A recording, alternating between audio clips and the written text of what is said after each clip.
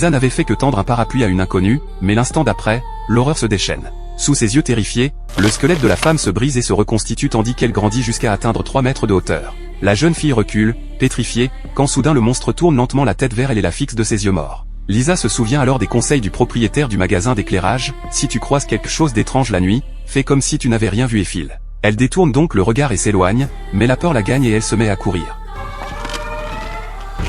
À sa grande terreur, la créature la suit.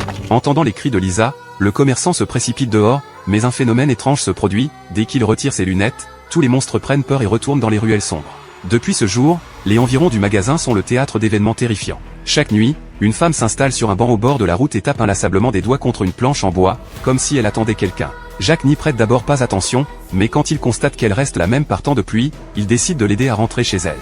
Hélas, elle prétend être sans domicile et supplie de la suivre. Jacques, compatissant, accepte de l'emmener chez lui. Étrangement, durant tout le trajet, elle reste muette, et une fois arrivée, elle l'empêche d'allumer les lumières. Jacques, ne soupçonnant rien, lui tend gentiment une serviette pour qu'elle puisse se sécher les cheveux, mais découvre avec horreur que ses ongles poussent dans la paume de ses mains. Soudain, la femme ouvre sa valise, révélant une collection d'instruments tranchants. Le sort de Jacques est scellé. Une heure plus tard, un voisin qui rentre de l'école aperçoit cette mystérieuse femme, sans remarquer que sa valise suinte du sang. Bientôt, elle traîne sa valise dans une ruelle sombre où un étudiant serviable, la voyant sous la pluie, s'approche pour lui offrir son parapluie. Mais en apercevant ses ongles difformes, il sursaute d'effroi. La femme prononce alors des paroles inquiétantes et l'étudiant découvre que ses jambes se tordent comme des cordes. Malgré cela, il tente de fuir, mais peu importe ses efforts, il ne parvient jamais à sortir de cette ruelle maudite.